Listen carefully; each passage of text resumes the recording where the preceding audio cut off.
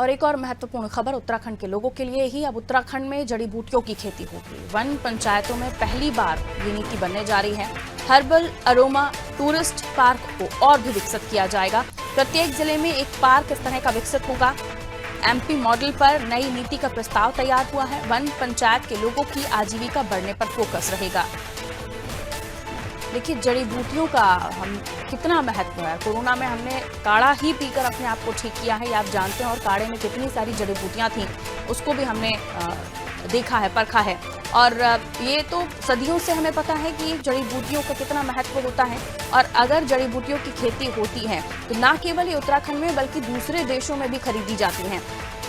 चलिए सोनू की तरफ रुख कर लेते हैं। किस तरह से ये जो पार्क हैं वो विकसित किए जाएंगे, इसको लेकर क्या नीति है सरकार की, और किन किन जो पंचायतें हैं उनमें, क्योंकि और भी इनको विकसित करने का सोचा है मुख्यमंत्री धामी की सरकार ने, तो आगे किस तरह से इसे तैयार किया जाएगा। सोनू, देखिए, जो वन पंचायतों में रहने वाले लोग हैं उनकी आजीविका को कैसे बढ़ाया जा सकता है, सरकार इस पर फोकस कर रही है। और इसी परिप्रेक्ष्य में हम इसको देख सकते हैं कि जो प्रत्येक जिला है इसमें हर्बल एरोमा टूरिस्ट पार्क जो है उसको विकसित करने की बात सरकार कह रही है।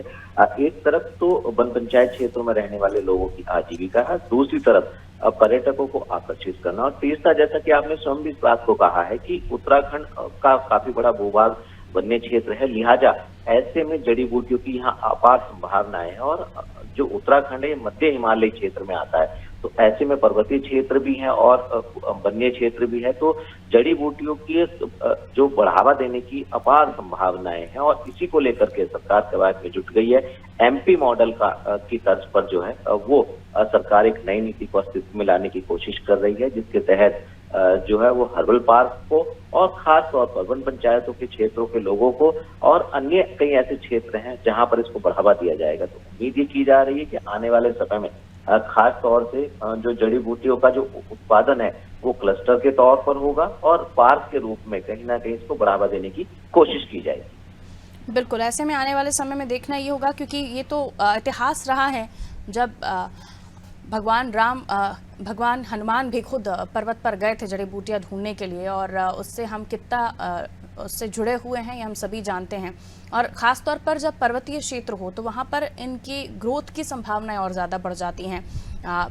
हर्बल अरोमा टूरिस्ट पार्क, लेकिन कितना लोग इससे जुड़ पाएंगे, क्योंकि हम देख रहे हैं कि हमारे देश में कई जगहों पर ऐसी खबरें भी आती हैं कि किसान खेती नहीं करना चाहते, लोग इससे जुड़ना नहीं चाहते। तो कितनी संभावनाएं आपको लगता है कि उत्तराखंड में लोग इन चीज़ों से जुड़ेंगे?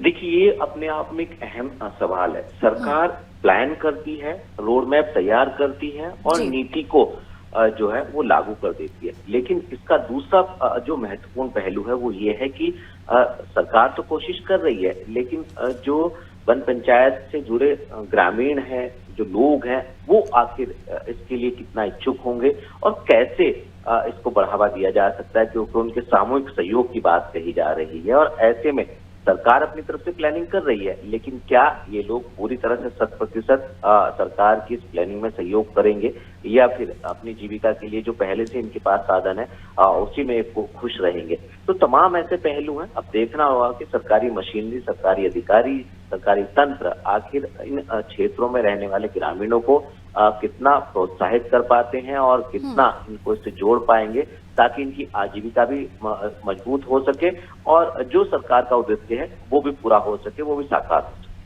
बिल्कुल, बहुत शुक्रिया सोनू जानकारी देने के लिए। तो सरकार का उद्देश्य है, सरकार की नीति है और वो जनता के हित में है। अगर इस तरह के पार्क विकसित होते हैं तो जड़ी बूटियों का उत्पादन होगा, ग्रोथ होगी, और पहाड़ी क्षेत्र है तो इससे तो और भी ज़्यादा लाभ होगा। लेकिन इससे लोगों का जुड़ना कितना हो सकेगा, लोग इसमें कितना अपना इंटरेस्ट दिखाएंगे, कितना इस काम में अपने आप को तैयार करेंगे, इन तमाम चीज़ों को लेकर तो बात है। लेकिन बहरहाल अगर जड़ी बूटी की खेती होती है तो जाहिर सी बात है कि एक और सोर्स तैयार होगा उत्तराखंड वासियों के लिए इनकम का, यानी कमाई का एक और साधन।